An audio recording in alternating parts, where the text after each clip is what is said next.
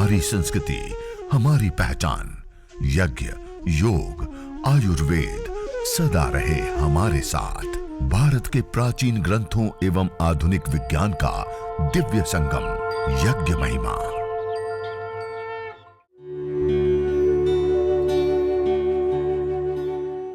भारतीय संस्कृति में यज्ञ, योग एवं आयुर्वेद जैसी अमूल्य विद्याएं हैं, जिसका मूल है वेद। इतिहास की ओर दृष्टि डालें तो भगवान राम, भगवान कृष्ण से लेकर राजा महाराजाओं, ग्रामवासियों व अरण्यवासी ऋषियों की कुटियों तक नित्य व नैमित्तिक यज्ञों का प्रचलन देखने को मिलता है। अब ये जो बैक्टीरिया, वायरस, फंगस होते हैं, हम अभी जो यज्ञ करेंगे ना, ये छोटा सा यज्ञ करने पर केमिस्ट्री लैब में gas chromatography, mass spectroscopy, GCMS, यह माइक्रोबायोलॉजी लैब की एक एडवांस टेक्नोलॉजी होती है कि चीजों को माइक्रो लेवल पर एनालाइज करके क्या क्या कंपोनेंट्स, क्या क्या तत्व कितनी मात्रा में है वो बताती है। उसमें ये हवन से उठने वाले धूम्र को जब एनालाइज किया गया तो उसके अंदर भारी मात्रा में माइक्रोबायल एक्टिविटी देने वाले कंपोनेंट्स पाए गए। उसके बाद इसका जो धूम्र उठता है उसमें छोटे छोटे महीन पार्टिकल होते हैं। IITs के साथ मिलकर के उस पार्टिकलों को हमने नापा कि कौन सी साइज के पास। आज आप सब लोगों ने नैनो टेक्नोलॉजी सुना है ना, आज पूरी दुनिया नैनो टेक्नोलॉजी के ऊपर जाती है, क्योंकि नैनो टेक्नोलॉजी बहुत प्रभावी और बहुत शक्तिशाली एक तकनीक है। यज्ञ से निकलने वाले पार्टिकल नैनो पार्टिकल होते हैं। फिर उसकी एक्टिविटी हमने देखी तो उसके अंदर भी माइक्रोबायल एक्टिविटी पाई गई भारी मात्रा में। उसके बाद माइक्रोबायोलॉजी लैब के अंदर ये जो 2.25 करोड़ लोगों की मौत हो रही है, उसका जो कारणभूत बैक्टीरिया, फंगस आदि होते हैं, उसको लिया और उसके ऊपर ये 5 मिनट का यज्ञ का धूम्र प्रसारित किया गया। कितने देर के यज्ञ के? 5 मिनट के। उतना धूम्र देने पर 65% से लेकर के 96% बैक्टीरिया, वायरस नष्ट हो गए, फंगस आदि। उसके बाद प्रैक्टिकली, ये तो लेबोरेटरी वर्क हो गया सारा।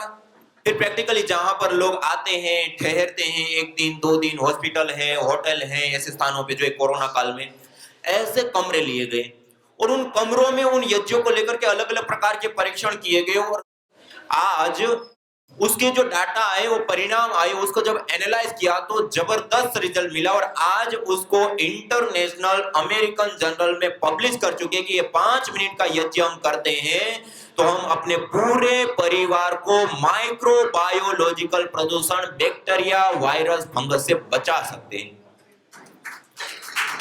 ये इतनी बड़ी चीज है और लोगों को घर में हम इतना सिखा दे तो 2.25 करोड़ लोगों का जीवन बचा सकते हैं। ये साइंटिफिकली कर्म है। ये भी एक बहुत बड़ा लाभ है। इसी प्रकार से आज हम जिस जीवन को जी रहे हैं, आज हमारे घरों के अंदर mobile, laptop, TV, computer, fridge, बहुत सारे इलेक्ट्रॉनिक उपकरण, दीवारों में केबल पीछे हैं, बोर्ड लगे हुए हैं, LED लाइट्स लगे हुए हैं। इसके साथ साथ आज हम कार्बनिक पदार्थों का भी प्रयोग करते हैं। ये सारी चीजें रेडिएशन छोड़ती हैं। क्या करती हैं? आज हम एक रेडिएशन के जाल के बीच में जी रहे हैं और इस रेडिएशन वाले वायुमंडल में रहने पर हमारे सेल्स और हमारे न्यूरॉन्स दोनों ही भारी मात्रा में डैमेज होते हैं और अधिक रेडिएशन वाले वायुमंडल में रहने पर कैंसर जैसी जानलेवा घातक बीमारियां भी हो जाती हैं। और ये जो 5 मिनट का अभी हम यज्ञ करेंगे, इस यज्ञ को करने पर, हवन को करने पर जयपुर यूनिवर्सिटी राजस्थान और central pollution government board Delhi में ममता सक्सेना जी, इन दोनों ने अलग अलग जो परीक्षण किए, अनुसंधान किए, उसमें सामने आया कि इस छोटा सा यज्ञ यदि हम अपने घर के अंदर करें तो एटॉमिक रेडिएशन और इलेक्ट्रोमैग्नेटिक रेडिएशन दोनों से हमारा बचाव हो जाता है। कितनी बड़ी चीज है ये। 5 से 10 मिनट अपने घर के अंदर कर ले तो हम पूरे परिवार को रेडिएशन से भी बचा सकते हैं। आज उससे बचने के लिए दुनिया में कोई साधन नहीं है हमारे पास। ये इससे अतिरिक्त एक और विशेष लाभ होता है। आज जिस अथाह वायु के समुद्र के अंदर हम श्वास लेते हैं, उसके अंदर SOx, NOx, CFC, क्लोरोफ्लोरोकार्बन आदि अवांछित गैसें, जहरीली गैसें, घातक गैसें, जो हमारे जीवन के लिए, इस प्रकृति के लिए बहुत ही हानिकारक गैसें, उसको भारी मात्रा में हमने ऐड कर दिया है।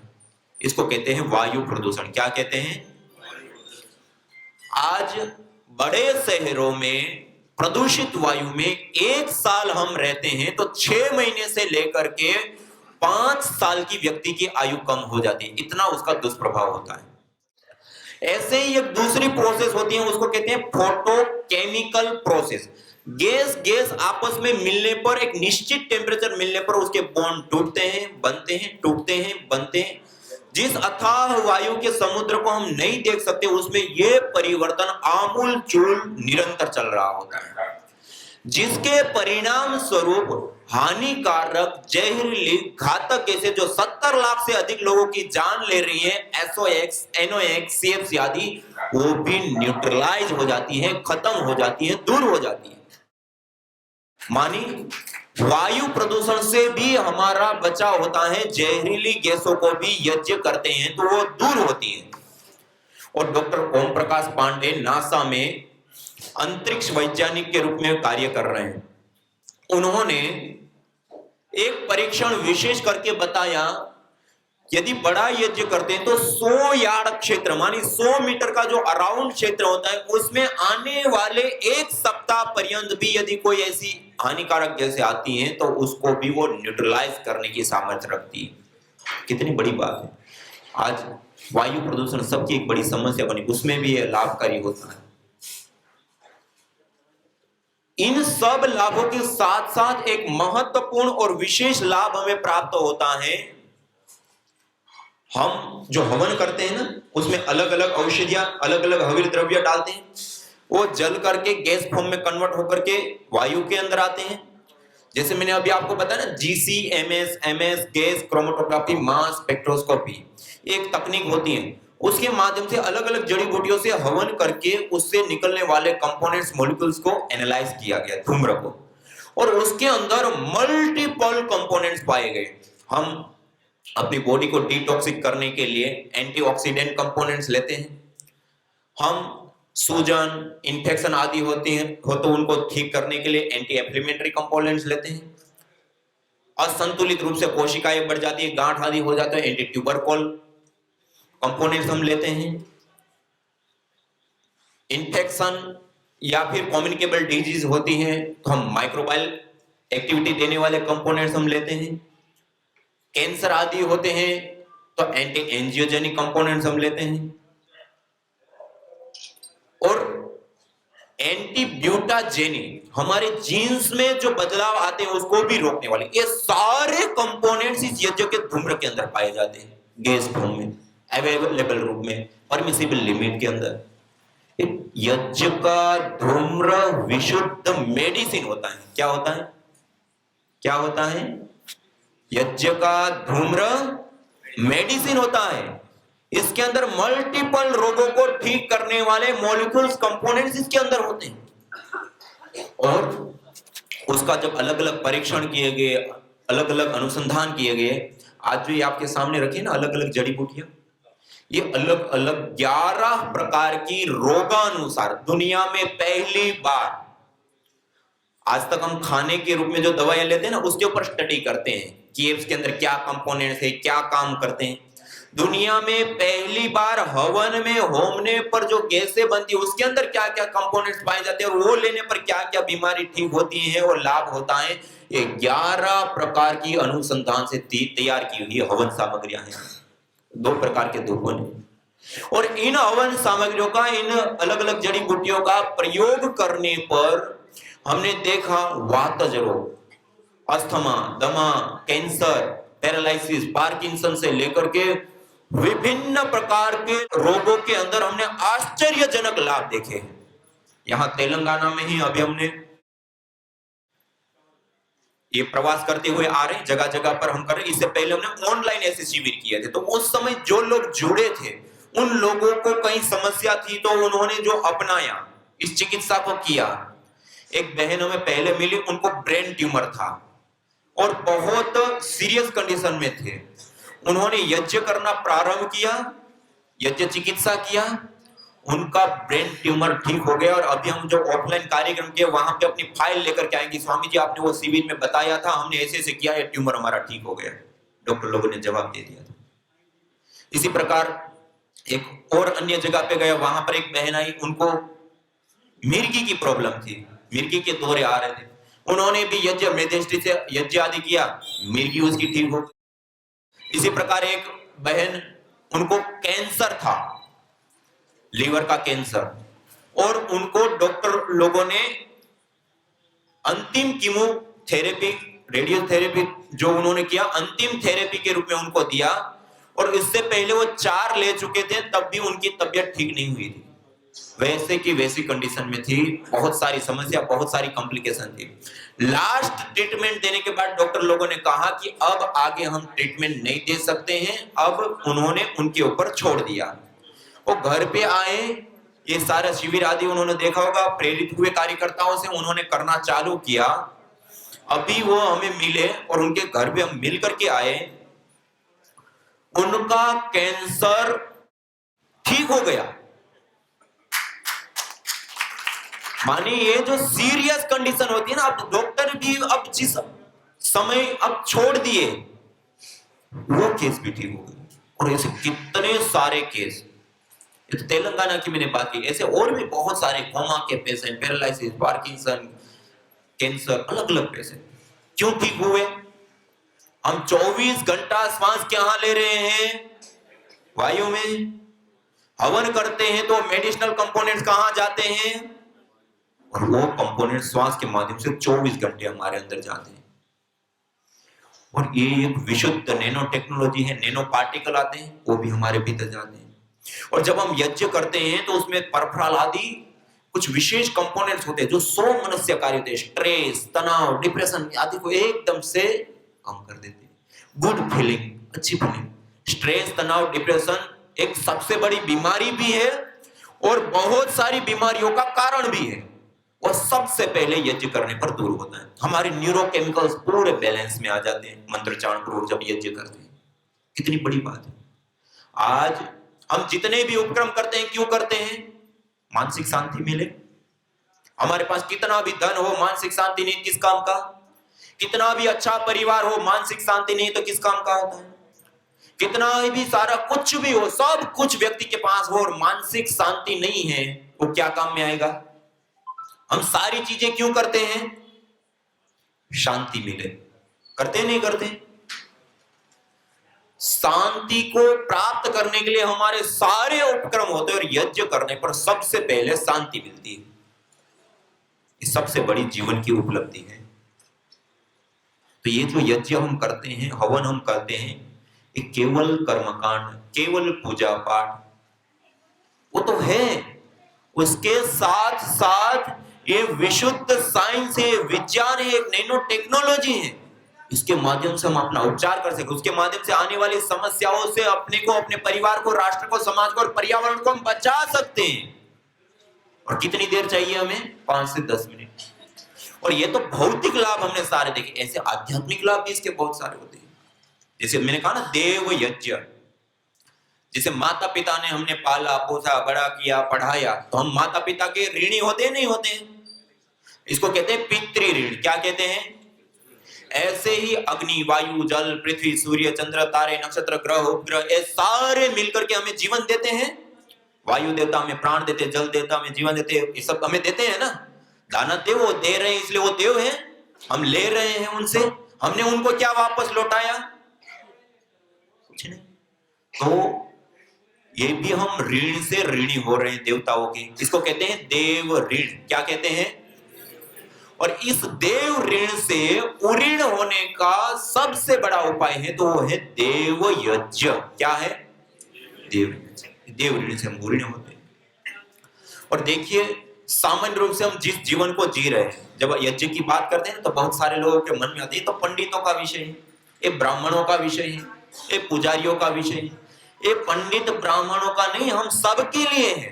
बैक्टीरिया, वायरस, फंगस उसी को लगता है, हम सबको लगता है।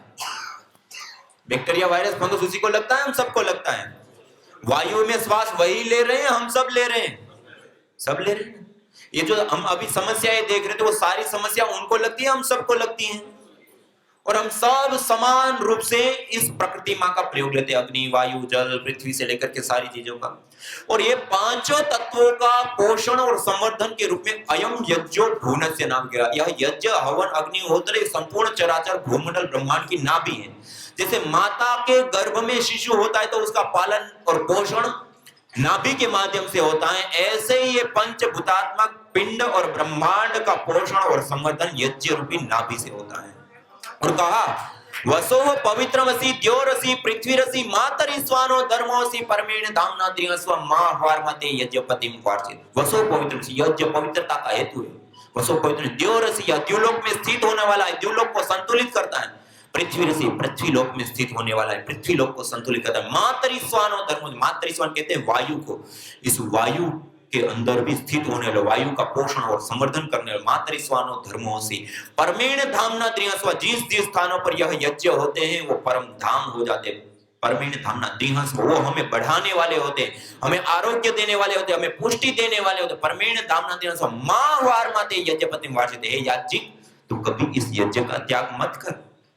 पंचभूतात्मक पिंड से लेकर के ब्रह्मांड तक में स्वास्थ्य और संतुलन कायम करने वाला, चाहे कोई भी व्यक्ति हो, किसी भी जाति मत पंथ संप्रदाय को मानने वाला हो, हिंदू हो, सिख हो, ईसाई हो, मुसलमान हो, चाहे किसी भी देश में रहने वाला हो, चाहे अमीर हो चाहे गरीब हो, युवा हो, बालक हो, वृद्ध हो, स्त्री हो, पुरुष हो, हम सब समान रूप से इस प्रकृति का प्रयोग लेते हैं। एक ही धरती पर विचरण करते हैं, एक ही जल का पान करते हैं, एक ही वायु में श्वास लेते हैं, एक ही सूर्य से रोशनी लेते हैं, एक ही आकाश मंडल के नीचे बसते हैं। हम समान रूप से इस प्रकृति माँ का प्रयोग लेते हैं। और ये प्रकृति माँ यदि स्वस्थ है तो ये प्रकृति में भी उत्पात नहीं आएंगे और हमारे पंच तत्वों से बने इस शरीर के अंदर भी कोई उत्पात नहीं होता। और ये प्रकृति यदि असंतुलित हो गई तो प्रकृति के अंदर भी उत्पात, भूकंप, बाढ़, अतिवृष्टि, अनावृष्टि ये सब चालू हो जाएगा और ये शरीर के अंदर भी विभिन्न प्रकार के रोगों के उपद्रव चालू हो जाते हैं।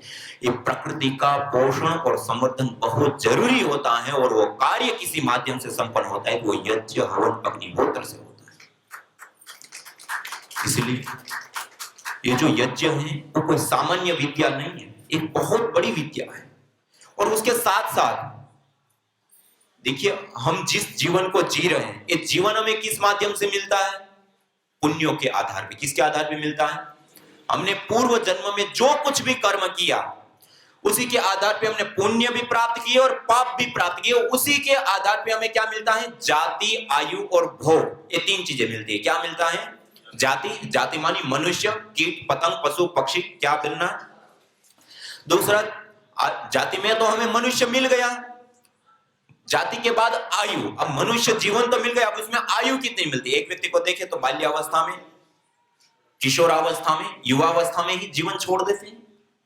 उसमें भी मान लो हमें चिरकाल जीवन मिल गया, जाति के बाद आयु भी मिल गई, उसके बाद भोग, उस जीवन में मिलने वाला धन, धान्य, ऐश्वर्य, अनुकूलता, प्रतिकूलता की परिस्थितियां। हम एक व्यक्ति को देखे तो सुबह से शाम तक इतना काम करते हैं, इतना काम करते हैं, अपने बच्चों को नहीं पढ़ा पाते, अपने बच्चों के लिए फल नहीं ला पाते। और एक व्यक्ति को हम देखें तो जन्म होते ही अरबपति होता है, सोने की चम्मच से दूध पीते हैं। एक व्यक्ति को देखें तो उनको बीमार होने पर कोई पूछने वाला नहीं होता है, मरणासन अवस्था में भी। और एक व्यक्ति को देखें कि छींक भी आ जाए तो पीछे 10 डॉक्टर खड़े होते हैं। किसके आधार पे होता है ये सारा? हमारे द्वारा पूर्व जन्म में किए गए पाप और पुण्य कर्मों के आधार पे। इस जीवन को जितना ज्यादा हमें सुंदर बनाना है, जितना ज्यादा अच्छा बनाना है, जितना ज्यादा सुखमय बनाना है, जितना ज्यादा उन्नति के साथ हमें बनाना है, उतना ही बड़ी मात्रा में हमें पुण्य चाहिए। क्या चाहिए?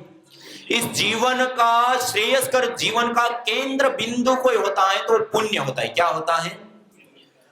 और इस धरती पर मनुष्य के द्वारा पुण्यों को प्राप्त करने का सबसे बड़ा उपाय, अथाह पुण्यों को प्राप्त करने का सबसे बड़ा कोई उपाय है तो यज्ञ, हवन, अग्निहोत्र है। यज्ञ पुण्यों की कृषि है, फैक्ट्री है, अथाह पुण्य ये देता है। ये सबसे बड़ी उपलब्धि है। जन्म जन्मांतरों को सुधारने की ये विद्या है। ऐसे ही आज सब मनोकामना की कल्प वृक्ष सबने सुना है, देखा किसी ने? किसी ने नहीं देखा, ना किसी शास्त्र में भी लिखा है। लेकिन यज्ञ को जगह जगह पर शास्त्रों में इष्ट कामदुख, सारी इच्छित कामनाओं को पूर्ण करने वाला है। सर्व कामदुख, यजमान की सारी कामनाओं को पूर्ण करने वाला है। सत्याः संतु यजमानस्य कामा, जो यजमान यज्ञाग्नि के अंदर आहुतियां देता है वह सभी प्रकार की मनोकामनाओं को पूर्ण कर लेता है।